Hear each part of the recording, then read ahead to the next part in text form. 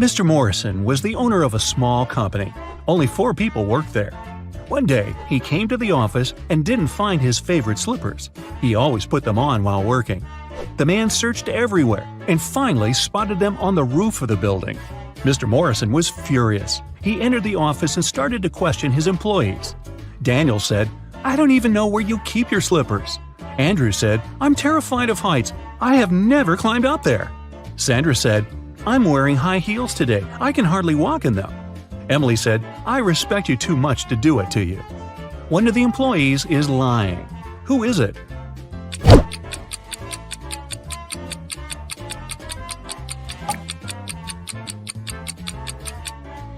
It's Andrew. He said he was afraid of heights. But on his table, there's a photo in which he's skydiving with a parachute. Uh-oh. Melissa's boyfriend proposed to her and presented a beautiful diamond ring. The girl was afraid of losing it. That's why she kept it in a box on her vanity table. Once, after a long and difficult working day, the girl came home and went straight to bed. When she woke up, the ring was gone. Melissa called the police. They asked 3 suspects, Melissa's roommate, her best friend, and her neighbor, what they had been doing the night before. Helen, Melissa's roommate for the last 3 years, said Melissa had indeed looked very tired. She took the tea Helen made for her and went to her room at 10 p.m. Helen went to bed shortly after. Eric, Melissa's best friend, said he had come to visit Melissa at about 11:30 p.m. The girl was already sleeping, but he saw a jewelry box lying open on the table. It was empty. Eric was surprised and left immediately after that. Brenda, the neighbor, said she wanted to borrow a book from Melissa, but when she called her, the girl didn't answer. So Brenda decided not to bother her so late at night. The police soon realized one of these people was lying. Who was it?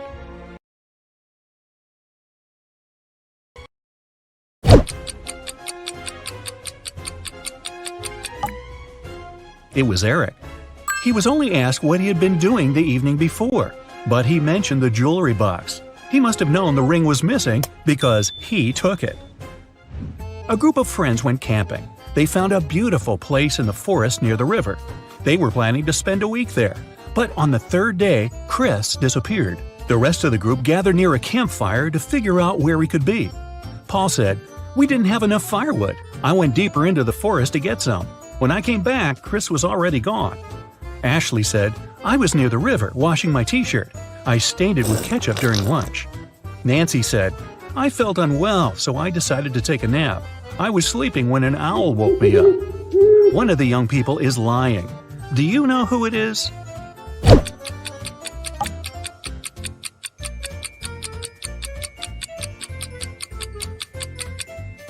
It's Nancy. Owls sleep during the day. It means an owl couldn't have woken the girl. Someone started a gas leak in Mark's apartment. Luckily, the man noticed it. He called the police. After searching the place, they found a watch. Mark claimed it wasn't his. The detective decided to set up an ambush. The watch looked expensive. Surely the criminal would return to get it back. At around midnight, they heard the key turn in the door lock. In a while, a man came in. He was holding a lit candle in his hands. At first, the detective wanted to arrest the man. But after a while, he realized it wasn't the person they had been waiting for. How did he figure it out?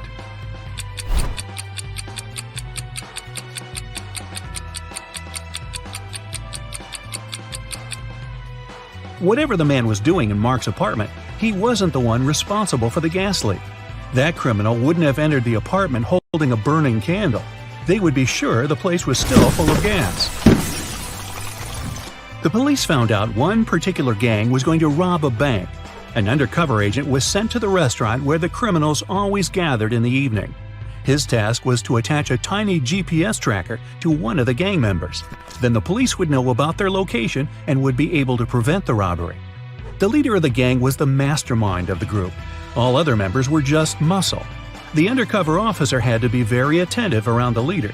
The man could easily spot the device, but no other gang member would notice it. Where should the agent place the tracker?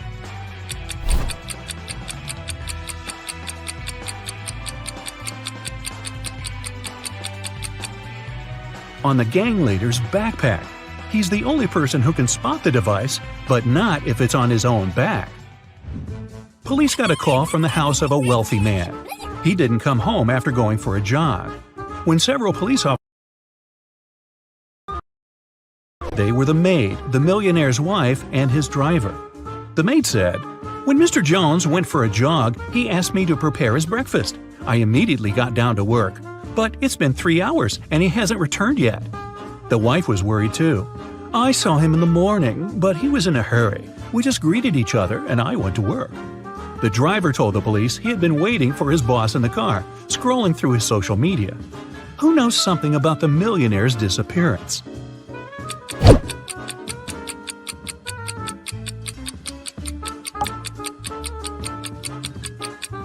The maid is lying. If she had cut the apples for breakfast 3 hours ago, they would have already turned brown by now. Shirley got a new job as a sales assistant. She was extremely happy to receive her first salary. She went out for a walk in the park and decided to treat herself to some ice cream. She pulled out cash, but a powerful gust of wind has blown the money out of her hands. The girl managed to pick it up, but then she realized one $10 bill was missing. Shirley looked around. One of these people must have taken the bill. Can you figure out who it was?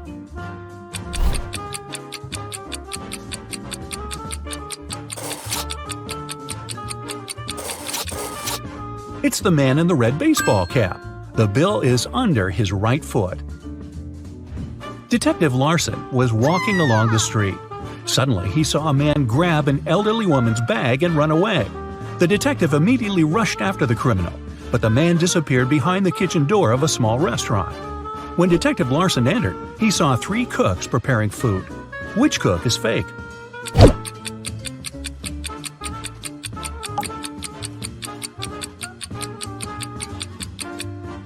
It's the man holding the salad bowl. He's the only one not wearing gloves. People began to disappear in a large town. 1 month after it started, the police came across an abandoned house. In its basement, they found 2 men. Each of them claimed that he had been locked up there and that the other man was the one to keep him in the basement. But it was clear that only one of them was telling the truth. Look at these men attentively and say who's the liar.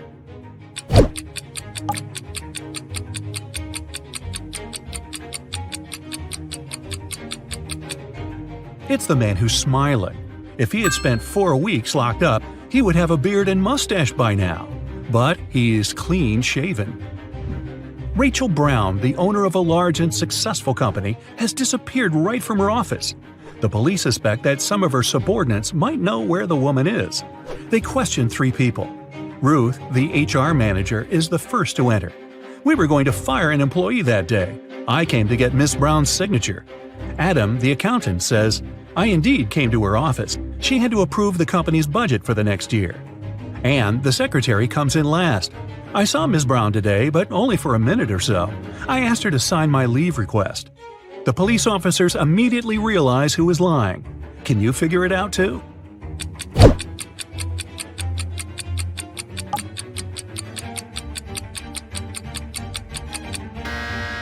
Anne is lying. The signature on her documents is different from the others. Plus, she is the person Ruth was going to fire that day. Martin bought a car in September, and now, just a month later, it's stolen. The police have 4 suspects, and all of them are Martin's friends. The crime happened at 10 p.m. on Wednesday. At that time, Alan was playing badminton in the park. Natalie was driving home from work. Roy was walking with his dog, and Rose was doing some grocery shopping. Who took Martin's car?